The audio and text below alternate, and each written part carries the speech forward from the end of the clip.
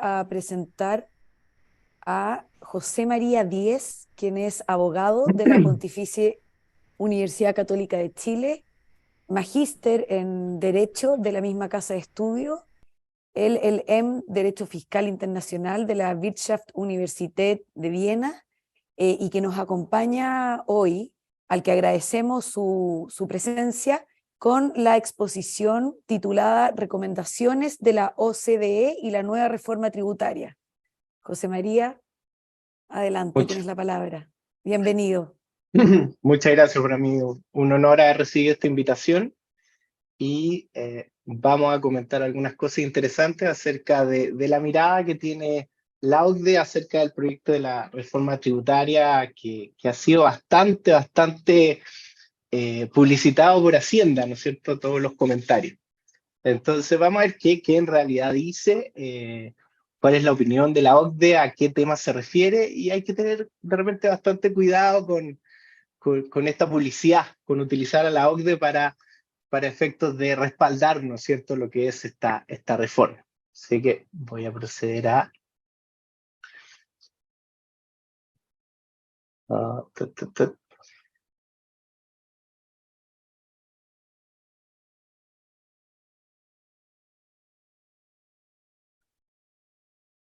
Ustedes me dicen si se ve o no. ¿Se ve? Se ve. Sí. Perfecto. Vamos a hacer swap aquí. Ahí está. ¿Se ve perfecto? Sí. Ya.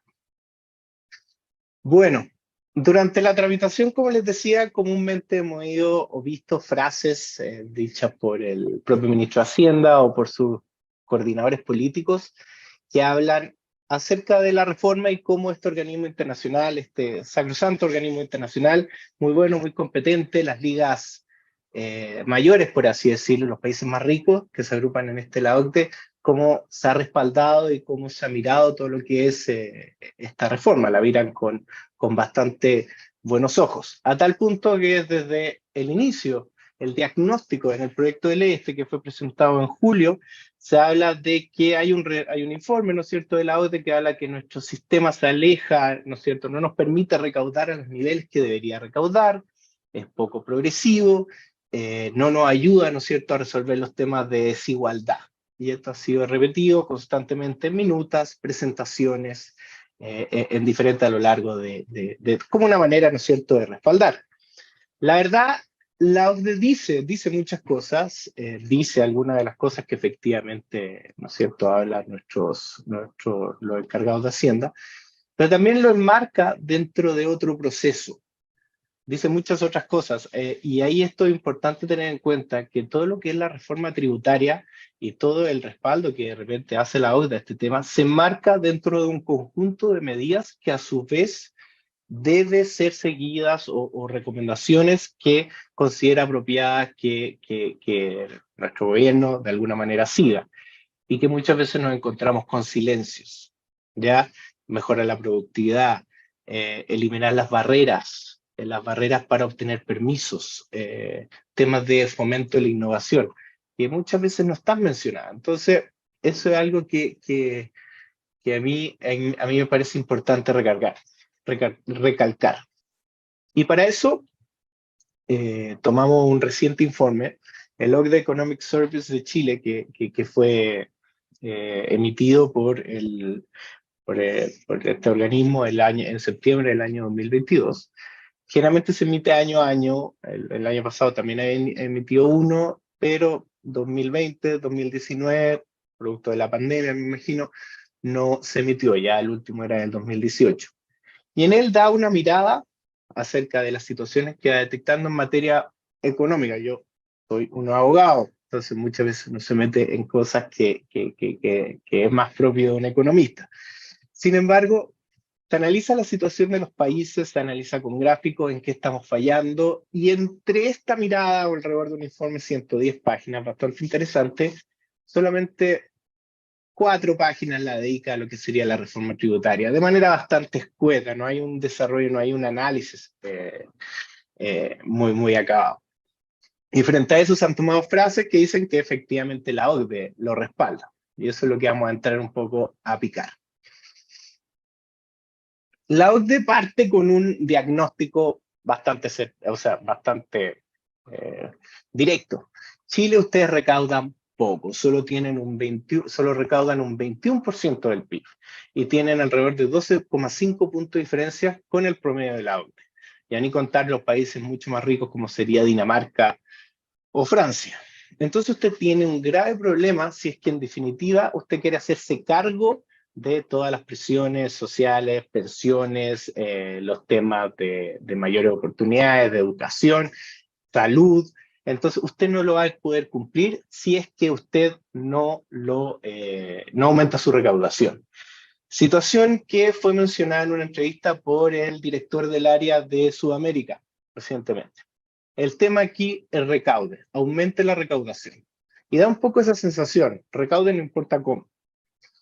Y como se ve, estaríamos incluso bajo del promedio de Latinoamérica.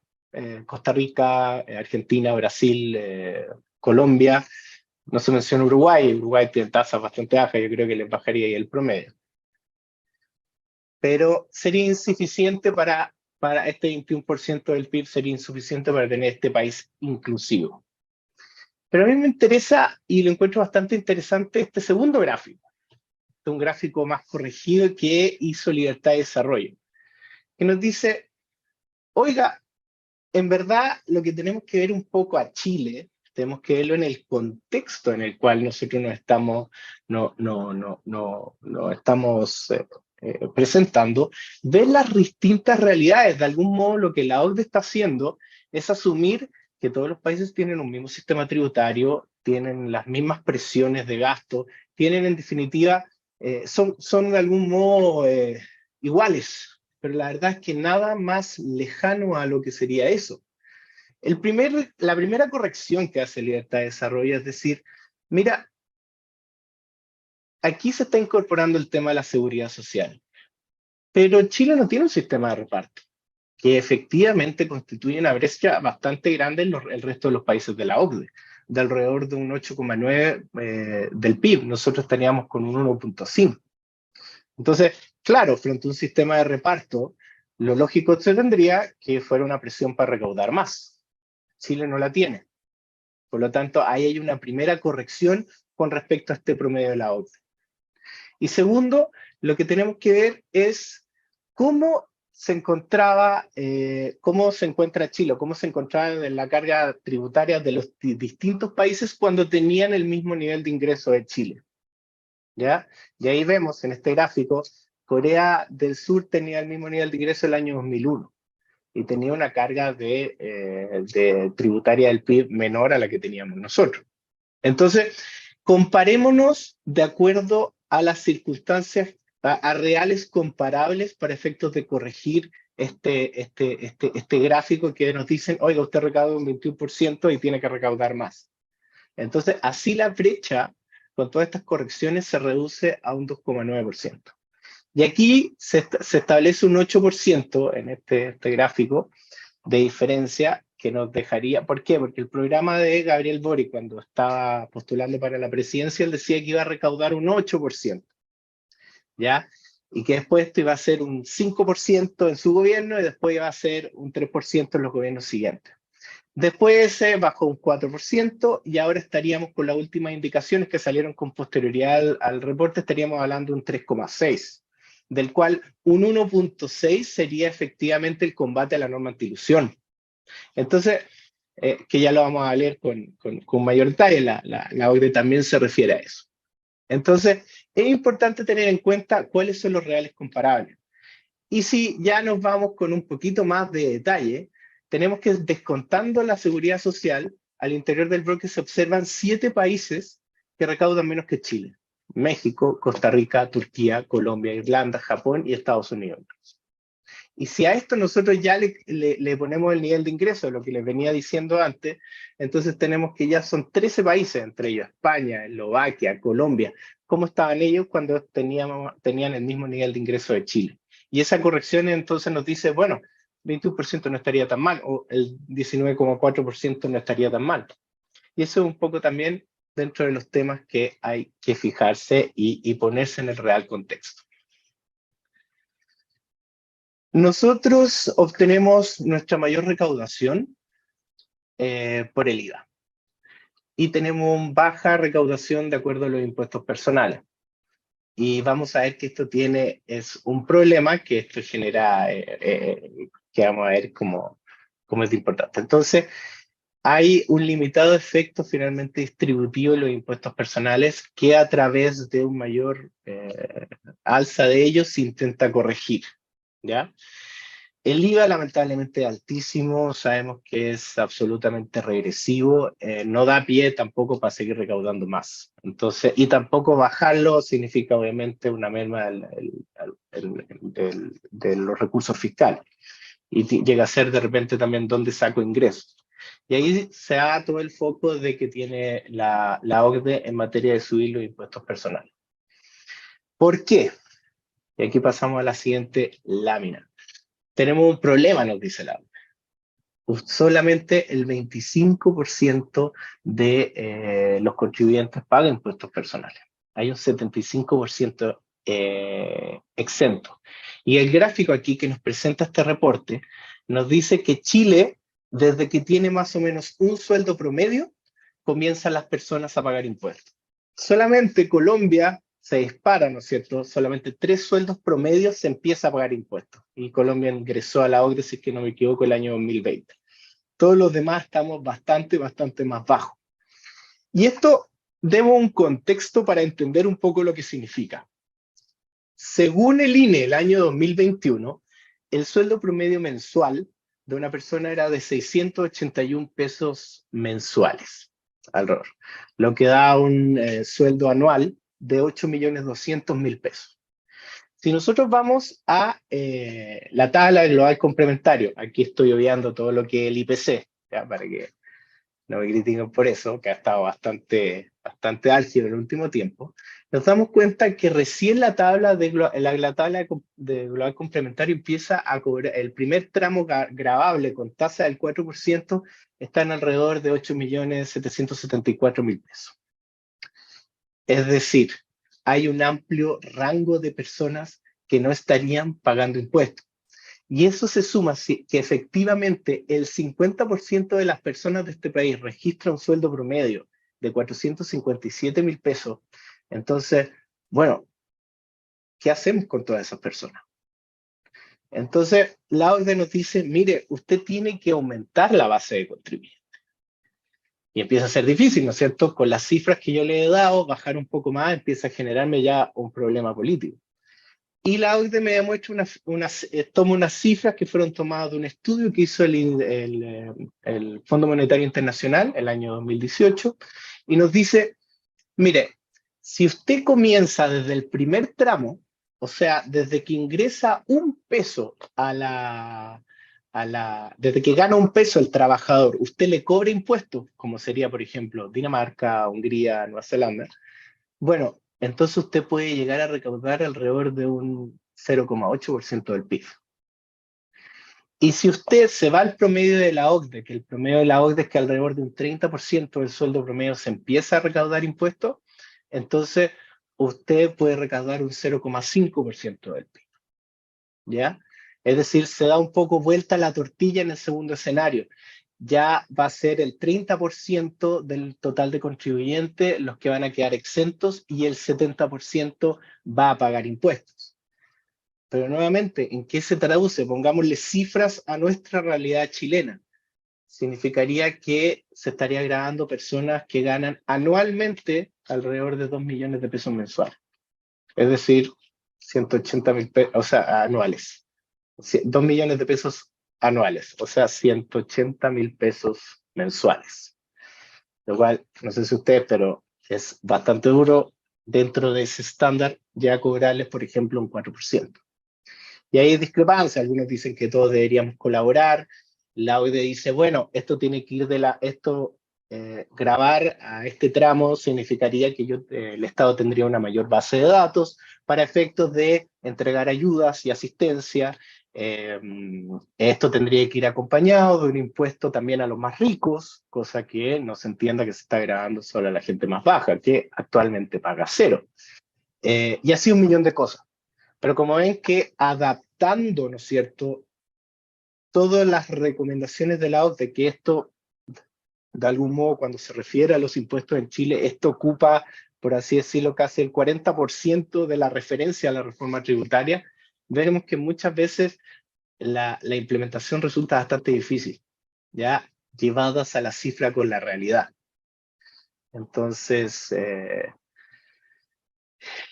y esto tiene otro problema. Si ustedes se dan cuenta, la reforma tributaria que viene ahora viene con un tema de que se van a poder deducir gastos respecto de aquellas personas que tienen al cuidado niños menores de 2 años o personas con dependencia severa. Lo mismo también, ¿no es cierto?, los arrendatarios van a poder descontar hasta 450.000 pesos, ¿no es cierto?, de la renta de arrendamiento que tienen. Y esto suena lógico, esto se hace en otros países, hay deducciones por hijo, qué sé yo, todos los países de la OCDE lo tienen, porque efectivamente todos pagan impuestos. Entonces, cuando yo tengo una tasa exenta de un 75%, y solamente me paga impuestos el 25%, al final estoy favoreciendo ese 25%. A los demás les da prácticamente lo mismo si antes no pagaban. ¿Qué van a deducir? Entonces ya empieza a ser regresivo el beneficio que se da por este concepto. Y eso es algo que lo plantea como un tema a considerar. Un problema cuando yo tengo una amplia base de contribuyentes que no paga impuestos.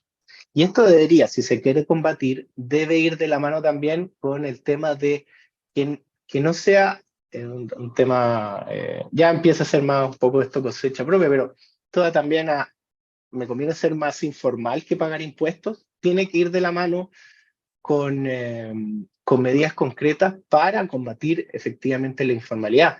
Que me sea más caro ser informal que pagar impuestos aunque sea muy bajo. Eso es muy, muy importante. Entonces, bueno, ¿qué nos pasa? Que efectivamente cuando se quiere subir la base de contribuyentes, bueno, ya las personas que antes pagaban cero empiezan a pagar un 4% con tasas tan bajas, empieza a ser difícil. Y ya no empieza a ser atractivo políticamente, ¿no es cierto? Requiere coraje, requiere un acuerdo político amplio, lo dice la OIB, para efectos de que no cada 4 años o cada 3 años nos encontremos siempre discutiendo una nueva reforma, lo cual produce incertidumbre. Entonces, por eso siempre será más fácil y popular subir el impuesto a los más ricos, ¿no es cierto? Seguir subiendo el impuesto a ese 25% que ya pagaba impuestos, en vez de concentrarme en ampliar esta base y quizás darle otros beneficios para que ellos vean efectivamente que la reforma tributaria, si bien conlleva un mayor pago de impuestos, también conlleva deducciones a las familias, a la educación, que pueden ser bastante interesantes. El impuesto al patrimonio. El impuesto al patrimonio es un tema bastante discutido, bastante resistido. Y existe un informe del año 2018 que habla emitido por la propia OCDE, se titula The Role and Design of Net Wealth Taxes in the OECD, ¿no es cierto? Entonces comúnmente se habla de que existía un cierto porcentaje de países que al comienzo de los 90 tenía este impuesto y ahora no son muchos, porque es un impuesto difícil de recaudación, es un impuesto que los bienes generalmente están escondidos, es un impuesto bastante complejo. Y efectivamente la OCDE llega un poco a esa conclusión. Dice, no es de algún modo muy fan de los impuestos al patrimonio, y dice que solamente existen limitados argumentos para tener un impuesto al patrimonio cuando existe impuesto al capital y cuando existen impuestos a la herencia y donaciones. Entonces, porque el impuesto patrimonial viene a sustituir la falta de aquellos, de alguna manera. Situación que no sería el caso de Chile. Chile posee impuesto capital, integral, la venta, ¿no es cierto? Y posee impuestos de herencia que puede llegar hasta un 25% con una evaluación, se paga, de ahí que requiera mayor o menor fiscalización o mayor, bueno, ya será harina otro costal. Pero en ese sentido no es no se entiende muy bien por qué se está imponiendo este nuevo impuesto al patrimonio. La OCDE se refiere a ello en el informe, en este report, diciendo, bueno, se agradece que, habla una frase bien pequeña, sucinta, que viene a suplir falencias en el impuesto al capital, pero no menciona qué falencias ha detectado la OCDE, ni tampoco hay una cita que nos pudiera decir investigar, porque de alguna manera está diciendo que considera bueno la aplicación del impuesto al patrimonio en el caso específico de Chile. Entonces es algo que queda como flotando un poco en el aire. Y lo otro dice, mira, Chile estaría, o sea, con este impuesto estaría calculando que quiere recaudar un 0,5% del PIB, muy similar a Noruega. Pero si nosotros nos vamos también a la realidad de Noruega, vemos que ellos no tienen impuesto a las herencias desde el año 2014. Entonces se ven que hay ciertas omisiones en el informe que son bastante importantes. O sea, vamos a tener impuesto al patrimonio e impuesto a la herencia, y más encima vamos a tener este impuesto a las utilidades diferidas. Es básicamente un impuesto patrimonial corporativo, de alguna manera. Eso es algo que se está discutiendo y que debería ser considerado a la luz de lo que la propia OCDE ha dicho. ¿Ya? La OCDE ve que se puede incrementar en el futuro impuesto a los bienes inmuebles para efectos de recaudar más. Cierra un poco con eso. Entonces, aquí vemos cómo Biden, ¿no es cierto?, está persiguiendo a los super wealthy que utilizan los loopholes, que es un poco lo que la tónica, ¿no es cierto?, que los más ricos siempre se van a escapar de los impuestos, lamentablemente. Pero la verdad es que no es tan así. Combate a la evasión y a la elusión. La expectativa del gobierno es bastante ambiciosa, y así lo dice también la OCDE, un 1,6 del PIB. Y con propios datos del CI citados por el informe de la OCDE, dice que la evasión del IVA es de alrededor de un 20%, lo cual es una salvajada, tremendo, alrededor del 2% del PIB.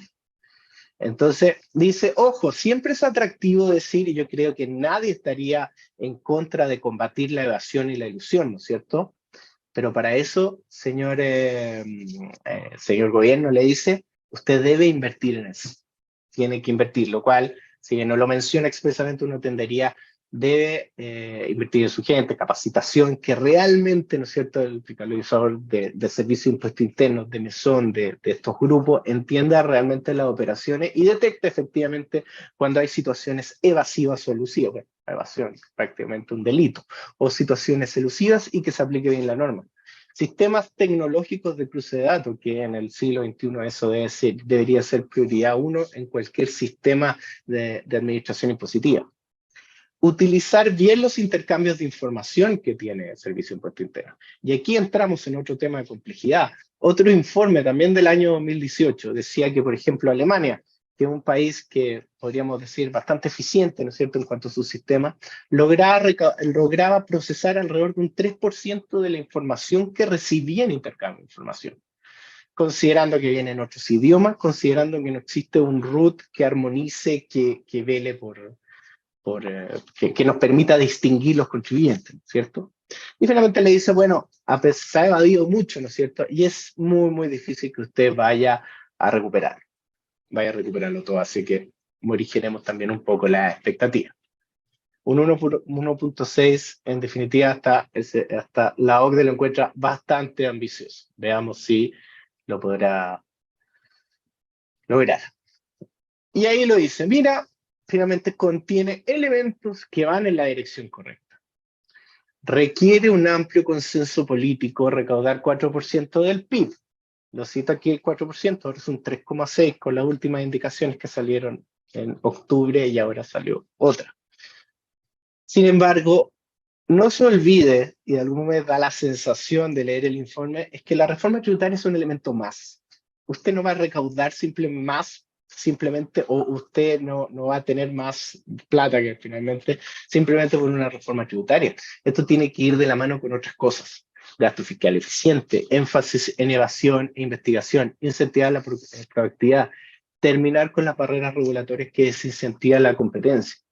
Entonces, y particularmente se enfoca en las barreras que encuentran en municipalidades para obtener permiso. Entonces, como una modo de conclusión, sí, es importante, de algún modo lo apoya, no con lo que me deja de leerlo, de las conclusiones, no con el entusiasmo que el Ministerio de Hacienda le gustaría tener. Eh, Hay un énfasis de la impresión también más personal es, ponga el sistema que usted quiera, pero que de algún modo súbame la recaudación. Es un poco más lo que me da la impresión de leer el informe. Y con eso era parte de los descubrimientos, parte del análisis que quería compartir con ustedes en esta presentación.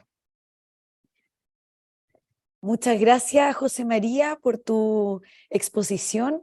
Quisiéramos agradecerle a todas las personas que asistieron hoy día a estas charlas técnicas de Derecho Tributario organizadas por el programa de Magíster de Derecho Tributario en la Universidad de Concepción, y especialmente agradecerle a el profesor Gonzalo Vergara y a José María Díez por sus interesantes charlas que dieron hoy día. Queríamos recordarles también que las próximas jornadas o sesiones de estas charlas técnicas son el día 30 de noviembre con destacados académicos e interesantes materias que vamos a revisar, y la última es el 14 de diciembre. Con esto concluimos esta segunda jornada de las charlas